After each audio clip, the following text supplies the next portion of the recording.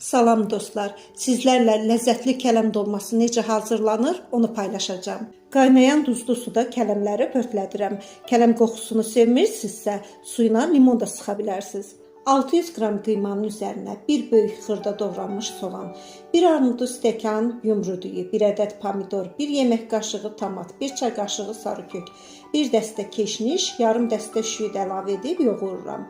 Duz, 2 yemək qaşığı duru yağ, 2 yemək qaşığı kərə yağ, təxminən 1 stəkan qaynar su əlavə edib yaxşı şəkildə təzədən yoğururam. Onu da qeyd edim ki, duru yağ ətin daha yumşaq olmasına kömək edir. Artıq qıymamız tam hazırdır, indi isə dolmaları bükürük. Kələmləri də artıq pörtmüşəm, soyuyub kələmlər damar hissələrini səliqə ilə kəsib üst-üstə yığdım ki, bükərkən bizə rahat olsun. Baxın, bu şəkildə bütün dolmaları bükürəm.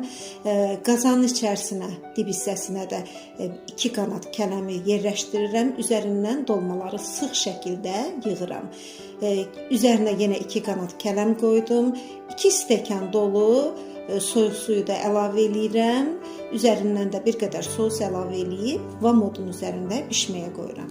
Kələm dolmasının üzərinə sos əlavə eləyəndə onun dadı daha möhtəşəm olur. Bir də onu qeyd eləyim ki, kələm dolmasına duzu bir qədər artıq əlavə eləyin. Çünki kələm dolması duzu sevir. Dolmamız artıq tam hazırdır, yağa düşüb. Dolmanı indi servis eləyirəm, səliqə ilə buluda yığıram. Dolmanı çəkdim. İndi üzərindən yenə sos əlavə eləyirəm. Bu çox dadlı sosdur, onu da qeyd eləyim. Mütləq kələm dolması bişirərkən bu sosu hazırlayın. Əgər video xoşunuza gəldisə, səhifəni izləyib bəyənməyi unutmayın.